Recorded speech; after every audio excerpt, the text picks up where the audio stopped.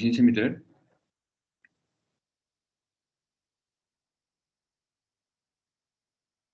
¿No? ¿No, doctores? ¿Alguna duda?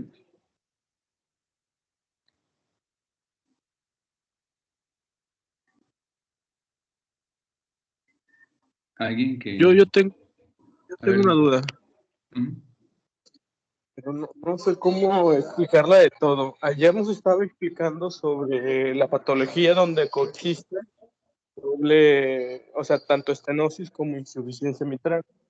Sí, doble lesión Ya mitral. sabemos, ya sabemos que en la insuficiencia mitral pues va a haber un flujo de este líquido hacia la cavidad auricular. Sí.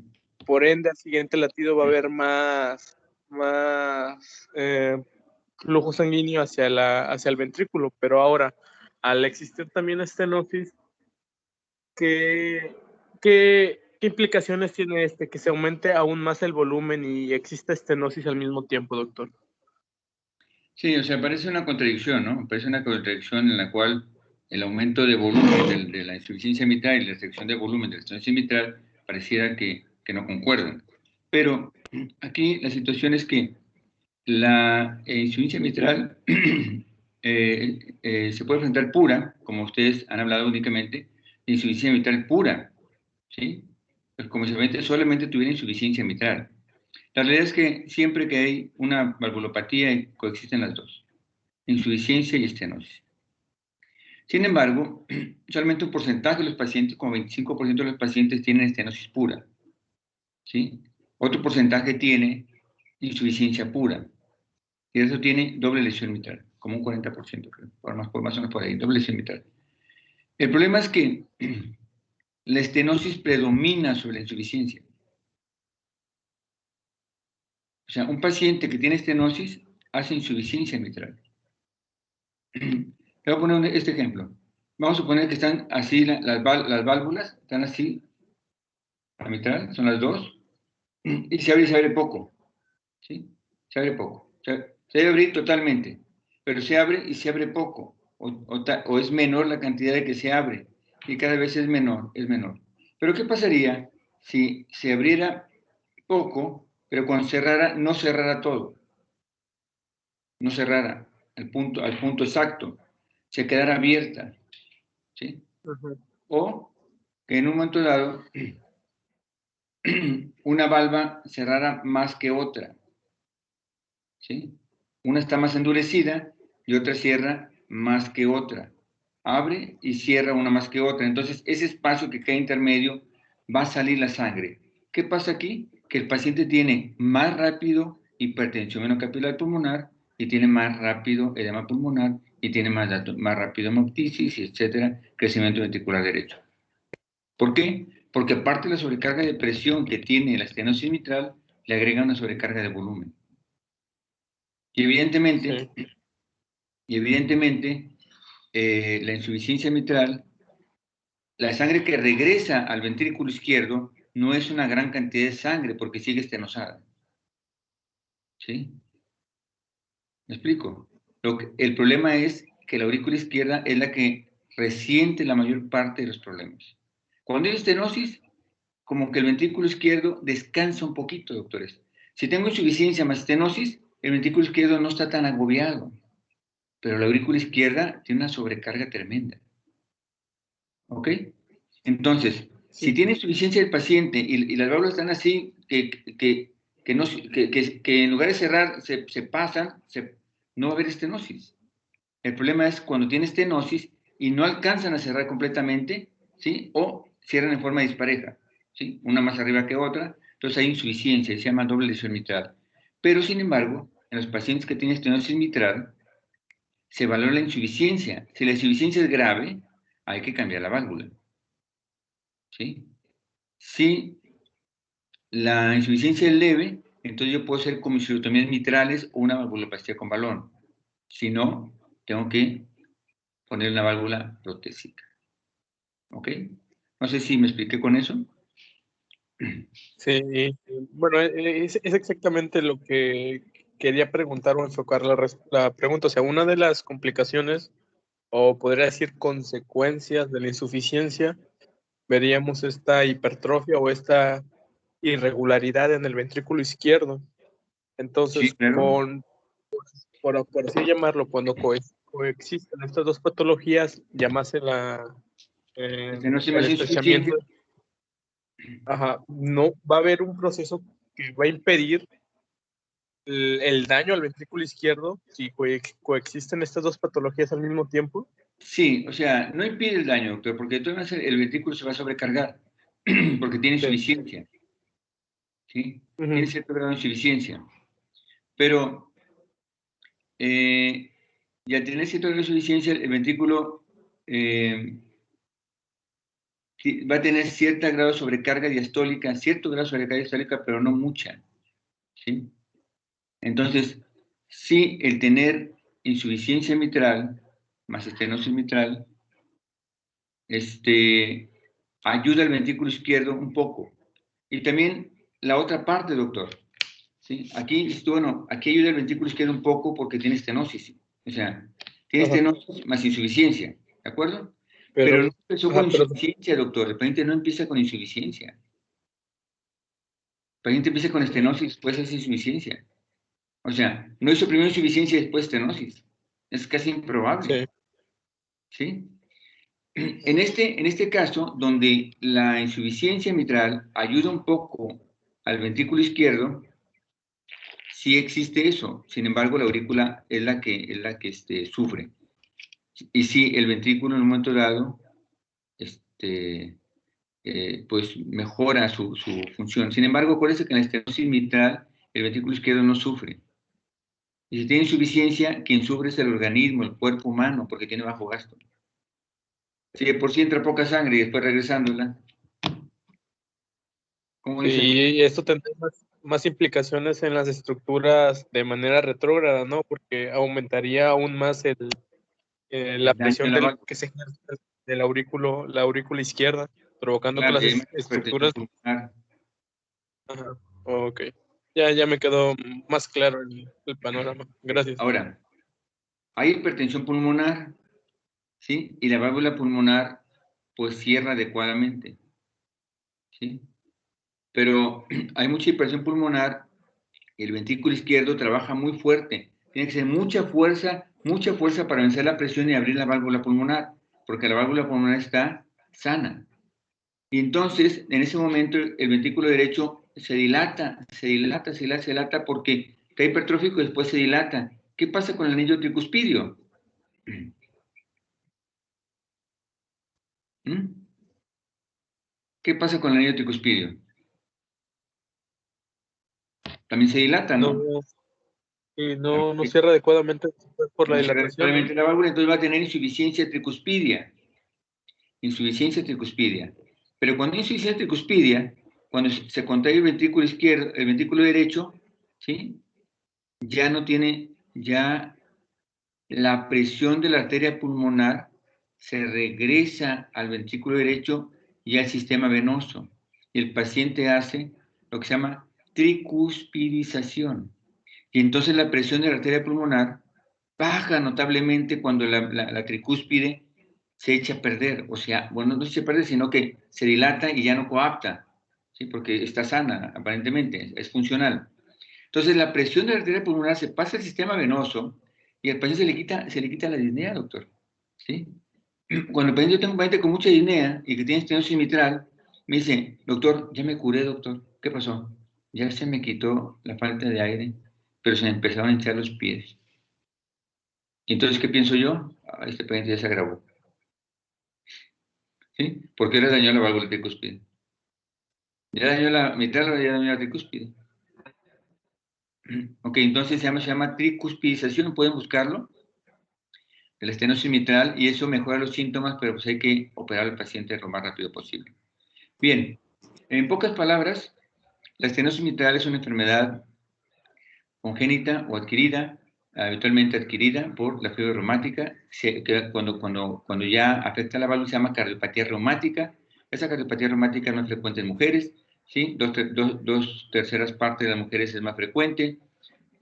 aparece más o menos síntomas a los 35, entre 35 y 50 y tantos años, y normalmente su principal síntoma es la disnea progresiva, y quiere decir leve, moderada, o sea, de grandes esfuerzos, medianos esfuerzos, pequeños esfuerzos, ortonea, disnea paroxística nocturna, edema pulmonar. Después de ahí hace hipertensión arterial pulmonar y después falla cardíaca derecha y finalmente, pues finalmente falla cardíaca global, ¿verdad? Y muerte, ¿verdad? Si se deja avanzar. El diagnóstico es muy sencillo, el ritmo de Durosies, ¿sí? Tenemos un retumbo, que es el soplo diastólico, y un doblamiento del segundo ruido. Ahí tenemos, son los dos, lo que yo tengo que escuchar. El diagnóstico, pues ya lo oigo, ya sé, tiene la disnea, tiene el soplo, le hago un eco, se encuentra la estenosis. En el eco yo puedo valorar la válvula, qué tan dura está, qué tan estrecha está, si está menos de 1.5, menos de 1, ya es apretada y tiene que operarse, ¿sí? Y en un momento dado puedo valorar también las presiones de la arteria pulmonar para ver si tiene hipertensión pulmonar. Si ese paciente tiene ciertas características, el paciente tiene que ir a cirugía. ¿A cuál? Valvuloplastia con balón, comisuración mitral abierta, porque ya no es cerrada, antes hacía una cerrada, y o implante de una válvula protésica. Tratamiento médico, por lo pronto, diuréticos, anticoagulantes para la fibrilación auricular, que es una complicación, y en tercer lugar, ¿qué dijimos? Beta bloqueadores o digoxina si hace fibrilación auricular. Ese es el resumen de la estenosis mitral. Muy rápido, muy sencillo, lo puedo haber hecho en 10 minutos y no en toda la semana, pero para que ustedes aprendan necesitamos una semana para que ustedes vayan integrando su conocimiento. Empieza con insuficiencia aórtica, doctor, para ver ahora qué es la insuficiencia aórtica. Ok. Bueno, la insuficiencia aórtica básicamente va a ser una patología que va a ocurrir cuando la válvula aórtica va a estar alterada, ya sea que no va a cerrar bien, lo que va a condicionar que el flujo de la aorta se regrese al ventrículo izquierdo, dando un flujo regurgitante, causando que el mismo ventrículo se distienda, aumentando la precarga. Siguiente, por favor.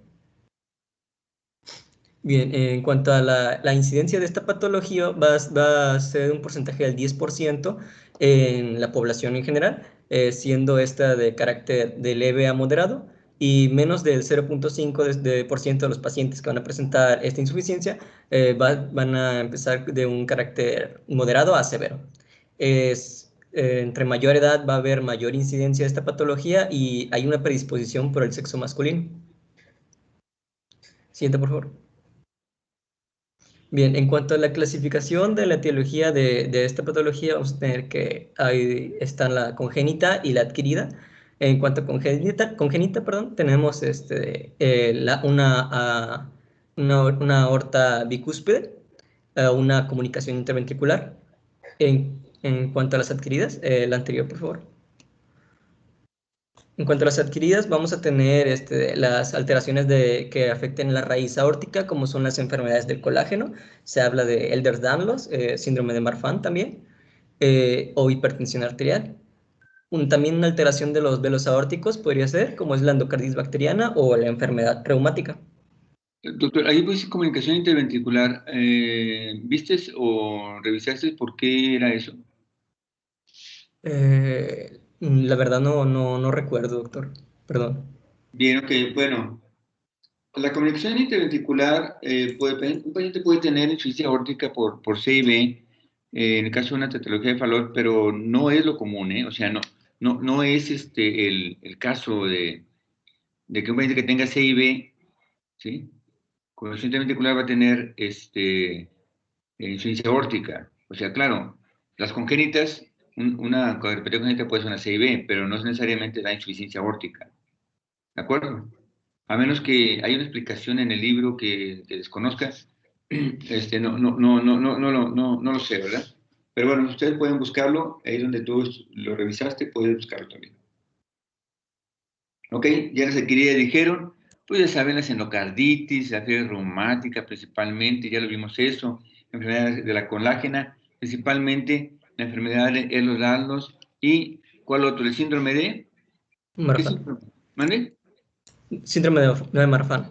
Síndrome de Marfan, muy bien, doctor. Cuando vean síndrome de Marfan, ¿qué es lo primero que tienen que buscar? ¿En el corazón? Problemas en la aorta. Insuficiencia aórtica. Insuficiencia aórtica. Ok. Adelante. El siguiente, por favor. En cuanto a otra clasificación, vamos a tener por el tiempo que se presenta la patología. En carácter agudo vamos a tener que la endocarditis bacteriana, una disección aórtica o un trauma torácico los van a ocasionar. Y en cuanto a crónico, vamos a pensar en enfermedad reumática, enfermedad del colágeno o hipertensión arterial. Principalmente las que son de carácter agudo van a requerir una intervención quirúrgica de urgencia. Siguiente, por favor.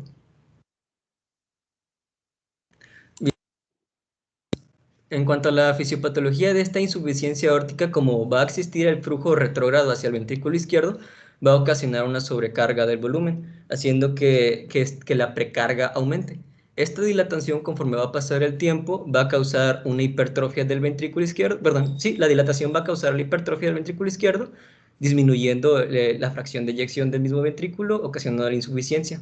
Vamos a tener también cambios como es el aumento del volumen de eyección sistólico, que esto va a ser principalmente por la saturación del ventrículo, de la cavidad.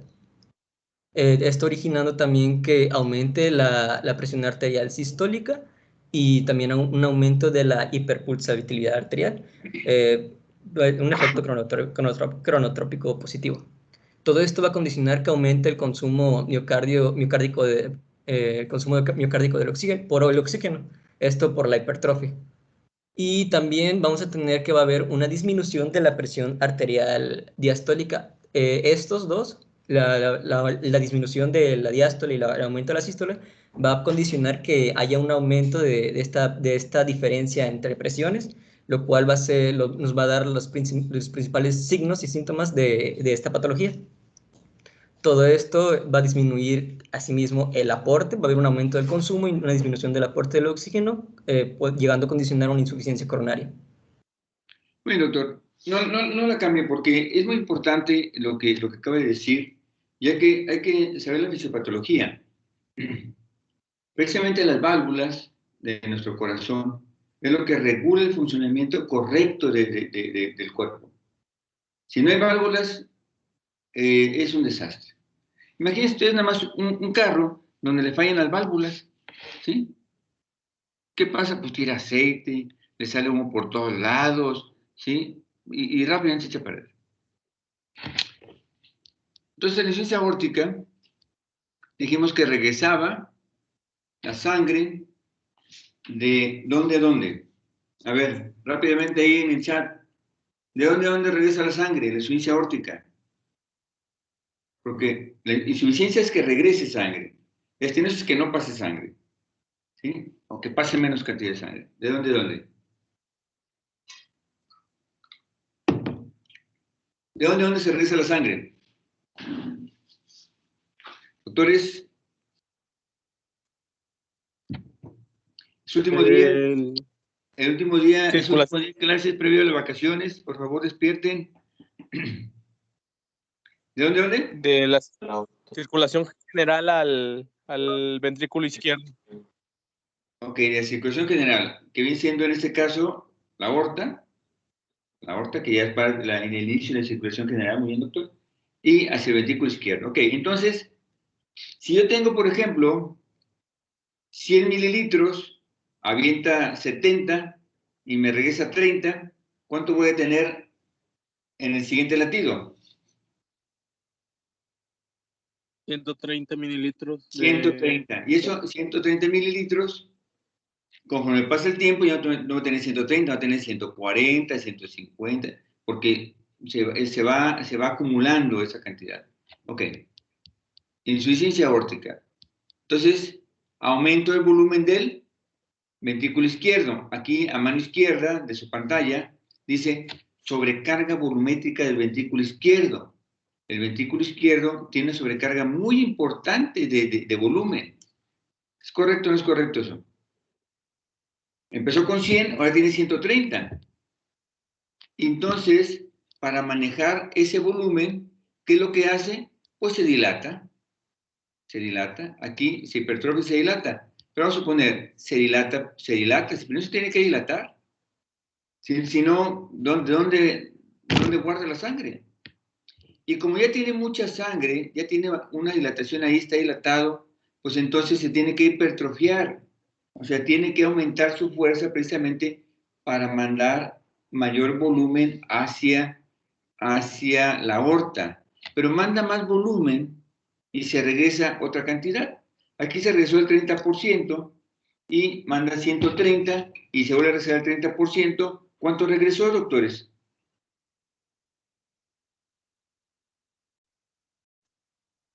Regresó más o menos 80, no,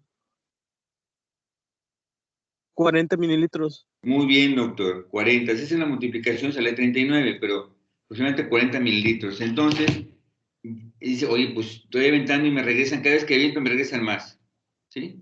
Entonces tiene que hipertrofiarse para aventar mayor cantidad. En lugar de tener 70, tiene 80% de fracción de expulsión.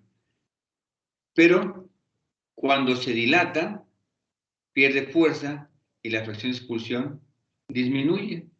Y por lo tanto, vuelve a dilatarse otra vez, aquí debe ser, vuelve a dilatarse para que el paciente compense, porque la dilatación es una forma de compensar la falla cardíaca, y cuando ya no puede compensar, llega la insuficiencia cardíaca el paciente.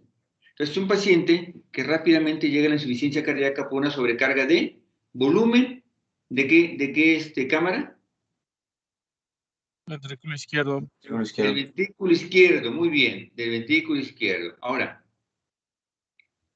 dice aquí que aumenta el volumen de eyección sistólico, ¿sí?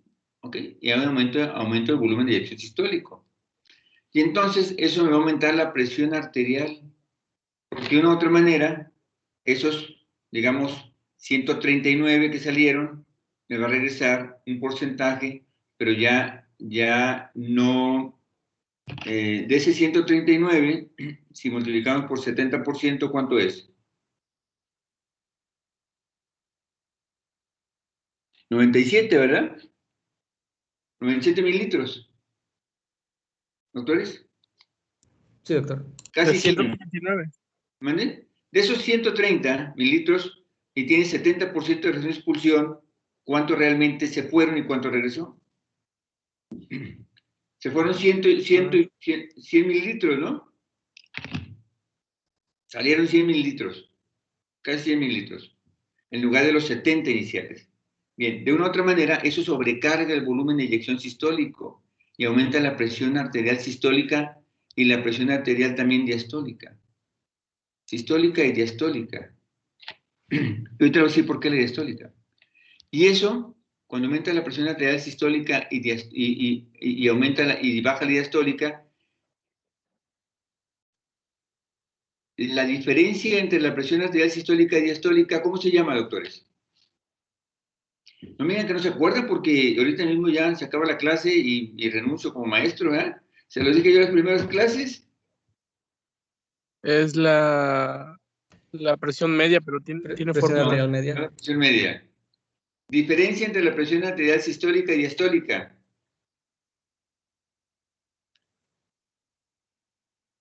Fíjense que el primer semestre parece muy aburrido porque son puros datos que estamos hablando, pero cuando entramos a clínica siempre nos faltan esos datos que no nos aprendimos. ¿Sí? Presión, pulso. Presión de pulso, muy bien, doctor. Presión de pulso. Y la presión de pulso clínicamente, ¿cómo la veo? Tomando el pulso. ¿Cuál es la presión de pulso normal? 40 miligramos de mercurio. 40 milímetros de mercurio. ¿Ok? Digo, milímetros, perdón. Ajá. Máximo 50 milímetros, máximo 50. Ahora, si aumenta la presión sistólica y baja la diastólica, vamos a suponer que aumente a 200 y que baje a 80. ¿Cuánto tiene de pulso, de presión de pulso? 120. 120. Vamos a suponer, yo toco mi pulso aquí y lo siento. ¿Ustedes lo sienten? ¿Siente su pulso aquí, en la radial? ¿Acá? Sí. ¿Recuerden? ¿Sí lo sienten? Muy bien. Esos son 40 milímetros de mercurio. Lo que están sintiendo son 40 milímetros de mercurio. Ahora imagínense si tiene 120 milímetros de mercurio, ¿cómo sentirían? Recuerden, la presión que siento yo aquí, lo que brinca es la presión. A mayor presión, mayor brinco. Entonces, ¿cómo sentirían aquí el pulso en el cuello o en el brazo? Muy rápida, ¿Mande? muy rápida. No, no es rápido. Nomás hay dos. Más Leve, fuerte. leve, normal, intenso o muy intenso. Muy intenso. Muy intenso, muy intenso. Precisamente eso me da la hiperpulsatividad arterial, el aumento de la presión de pulso. Aumenta la presión de pulso y brinca el pulso, porque precisamente la presión de pulso es lo que late. ¿Ok? Y entonces esto me da todos los signos y síntomas, todos los signos. Obviamente, el aumento del volumen de eyección sistólico aumenta el consumo miocardico de oxígeno junto con la hipertrofia. Y eso me va a dar que el miocardio necesite más oxígeno y a veces no se le puede dar porque no hay suficiente cantidad de sangre porque la sangre se regresa al ventrículo izquierdo y me da insuficiencia coronaria, o sea, angina de pecho. O sea, el paciente tiene angina de pecho. ¿Sí? Aquí, al disminuir la presión diastólica, aumenta la presión diferencial y esto me da disminución también del aporte de oxígeno y me da insuficiencia coronaria. Pásale al siguiente, doctor, a la siguiente transparencia. Eso tenemos que entenderlo porque los signos van a depender de la hiperpulsabilidad de las arterias. Adelante. Bueno, continuando con el cuadro clínico, vamos a tener que en la fase aguda lo que lo va a caracterizar va a ser una disnea que va a estar relacionada al esfuerzo, principalmente de origen o paroxística nocturna. Va a haber dolor torácico, una insuficiencia cardíaca congestiva, edema pulmonar y shock cardiogénico. Bien. ¿Insuficiencia cardíaca de qué lado? Izquierda. Izquierda, muy bien. Hace falla cardíaca izquierda inmediatamente. ¿Y en la crónica? En la crónica igual va a haber una disnea, igual relacionada al esfuerzo, va a haber una angina de pecho por ejercicio, va a haber taquicardia y palpitaciones. Bien, ok. Ya vieron que en la fisiopatología decía insuficiencia coronaria, pues aquí está la angina de pecho. Síntomas, angina de pecho. ¿Sí? No todo el paciente que tiene angina de pecho tiene tapadas coronarias. ¿Ya vimos eso? Sí, porque todo el mundo piensa, oye, ¿sabes qué? El paciente tiene angina de pecho, lo más seguro es que tenga tapada una coronaria. Claro, como en el 95% de los casos así es, ¿verdad? Pero hay casos que así no es. Pásale al siguiente, doctor. Y bueno, ya puedes poner el video, por favor. Ya es la auscultación de los soplos principalmente. Ajá.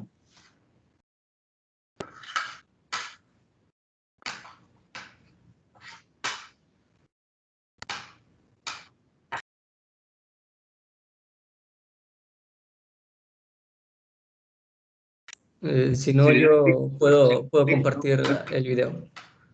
Si le da clic, ¿no empieza?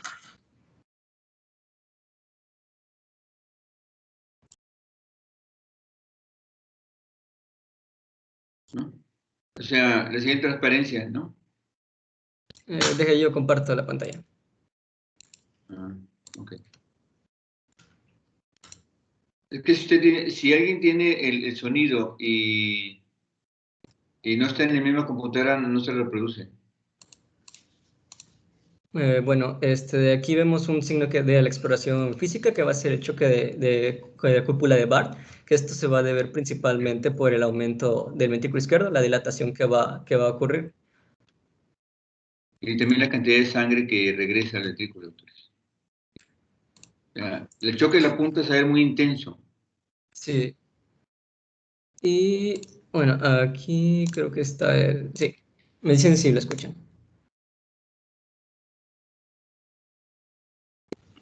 Creo que no. No, no se escucha. No, tienes que escoger que suene también el audio.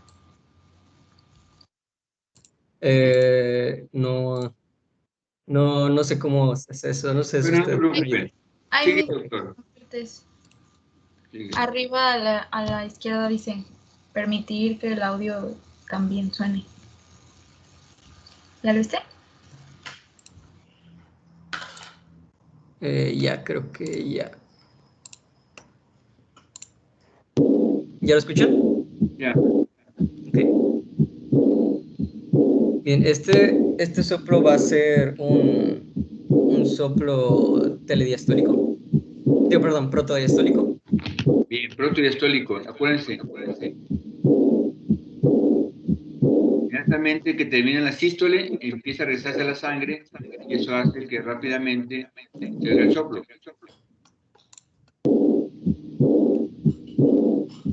Y ese, el triángulo, es en decreciendo. O sea, que decrece la intensidad del soplo. Y eso es difícil de escuchar. Tienen que hacer el paciente hacia adelante. Tienen que inclinar hacia adelante como casi 45 grados para que se oiga el soplo. ¿Ok? Adelante.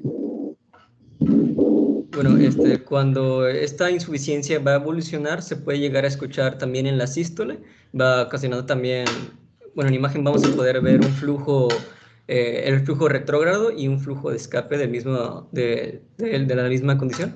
¿Por qué, doctor, hay soplo sistólico? Disculpe. ¿Por qué soplo sistólico? El soplo sistólico va a ser principalmente porque la misma válvula ya no va a permitir, no va a cerrar, no va a permitir. No, doctor, es por hiperflujo. A ver, regrésamela, por favor. Regrésame la transparencia. Una. Ahí. Vean. Ok. Vean que dice, ¿cómo dice aquí? Escape. Escape óptico. ¿Verdad? Sí. Escape aórtico. Bueno, cuando ustedes hablen de escape, están hablando de soplo diastólico. Y cuando hablen de retumbo, o sea, aquí están hablando de soplo diastólico aórtico. Y cuando hablen de retumbo, ahí también están hablando de soplo diastólico mitral. Acuérdense, cuando dicen, este paciente tiene escape, insuficiencia aórtica. Luego sepan que es insuficiencia aórtica. ¿De acuerdo? Pasa la que sigue.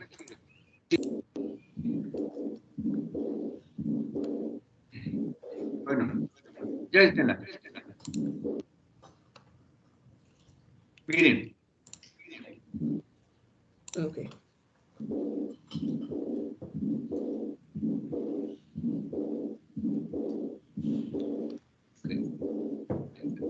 Ya puede tener el video, doctor, ahí. Pon pausa. Miren. ¿Qué pasa cuando una válvula está estrecha, doctores? Hay un soplo de estenosis, ¿o no? Hay un soplo de estenosis. Y cuando una válvula está insuficiente, hay un soplo de insuficiencia. Bien. Y la válvula está estrecha y entonces deja pasar menos sangre.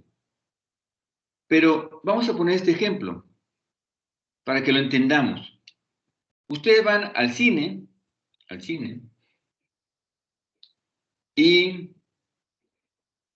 vamos a suponer que están saliendo la gente del cine sin ningún problema. ¿De acuerdo? Y no hay ninguna obstrucción, no hay nada, o sea, no hay nada que impida la salida, o sea que no hay una estenosis de las puertas. Pero ¿qué pasaría en un momento dado si alguien gritara ya fuego? Fuego. ¿Qué pasaría con la gente? Todos van a querer salir rápido. Exacto. ¿Y la puerta es lo suficientemente grande para que todos salgan al mismo tiempo? No.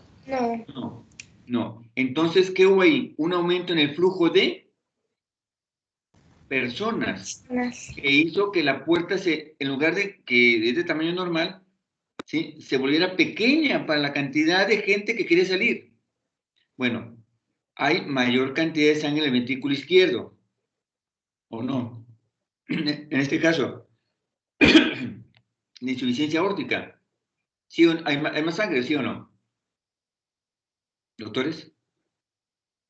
hay una mayor cantidad de sangre en el ventrículo izquierdo por la insuficiencia aórtica.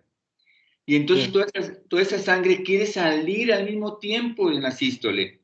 Y entonces la válvula que está normal, ya funcionalmente ya no es normal. Entonces, ¿qué es? Aunque está normal, pero... ¿Mande? ¿Es insuficiente? Sí, pero no puedo decir es suficiente. Ya es estrecha para el volumen que quiere salir. Y entonces eso me da una estenosis aórtica, ¿sí? Que no es estenosis porque pues, no está estenótica, pero es se llama hiperflujo, o sea, hay mucho flujo, o sea, mucho flujo de gente que esa puerta se volvió estrecha. Y aquí hay mucho flujo de sangre que esa válvula se vuelve estrecha y me produce un soplo sistólico. Entonces tengo soplo sistólico de hiperflujo y un soplo diastólico por insuficiencia. Por eso de repente encuentran ustedes soplo sistólico y soplo diastólico en insuficiencia aórtica, cuando únicamente debe ser un soplo puramente diastólico. Yo sé que ahorita les hablo así de soplos aquí, soplos allá, y momentos del ciclo cardíaco, y no, déjenme pensarlo bien y después analizarlo y después ya lo vemos con mayor detenimiento. Evidentemente, yo sé que eso es difícil de entender al principio. Necesitan entender cómo se mueve la sangre adentro para saber qué es lo que va a pasar dentro del corazón. Y realmente, doctores, la cardiología es lo más sencillo que ustedes pueden tener. ¿Ustedes quieren agarrar una especialidad sencilla? Cardiología. ¿Sí? Cardiología. Incluso el cateterismo es solamente habilidad. Mucha habilidad. El paciente que tiene mucha habilidad es habilidad. Y si tiene mucha habilidad, hace las cosas muy rápido y muy sencillas. Pero es una cosa súper sencilla, porque a veces llega y dice, tengo esto, y ya sé que tiene. Bien, doctor, ya se acabó el tiempo y por lo tanto nos vemos dentro de 2 semanas. ¿Sí? ¿Alguna pregunta, duda? ¿No? Yo tengo una duda antes, rápido. A ver, cuando va a haber una sobrecarga de flujo derivado de la insuficiencia aórtica, porque pues va a haber un flujo retrógrado. Sí. En este caso, también habría un mecanismo compensatorio. Estaríamos hablando de la diferencia que si va a ser una insuficiencia aórtica crónica o aguda, dependiendo del nivel de insuficiencia o hay otros factores que lo ayudan. No, doctor, es el mismo sistema compensatorio que tiene la insuficiencia cardíaca. Hipertrofia y dilatación primero, hipertrofia y dilatación. Porque también va a aumentar la presión diastólica al final del ventrículo izquierdo y eso va a aumentar la presión del ventrículo izquierdo y por eso tiene disnea el paciente. Aumenta el volumen diastólico final y produce disnea. Aumenta el volumen total, produce dilatación. Te necesito mandar más sangre, tengo hipertrofia. Finalmente esos mecanismos fallan, se dilata más y baja la presión de expulsión. Por eso el paciente no hace falla cardíaca rápidamente cuando es crónica. Tarda un tiempo en hacer falla cardíaca. Y cuando es crónica, que se rompe por endocarditis, pues hace de volada la falla cardíaca, porque toda la presión pues, se va hacia los capilares pulmonares. ¿Sí? Y la presión diastólica baja porque al momento de que en un momento dado no cierra, la presión del ventrículo izquierdo, que es de 0, y la presión de la aorta, que es de 80, la diastólica, 80 y 0, se tratan de compensar y baja 80, 70, 60, 40, ¿verdad? Llega hasta 40 veces la presión diastólica. ¿Por qué? Porque no hay, no hay un cierre donde una presión de arriba y una presión de abajo sean diferentes. Se mezclan las presiones entre la aorta y el ventrículo izquierdo, la presión diastólica, no la sistólica, la diastólica es la que se mezcla. Y por eso baja la presión diastólica. Ok, entonces los veo el lunes dentro de 2 semanas. Estudien, por favor, porque regresando vamos a tener examen. ¿Ok? Ok, doctor. Muchas gracias. Ok, doctor, que esté bien, cuídese mucho. Gracias igualmente. Bye bye. Muy bien.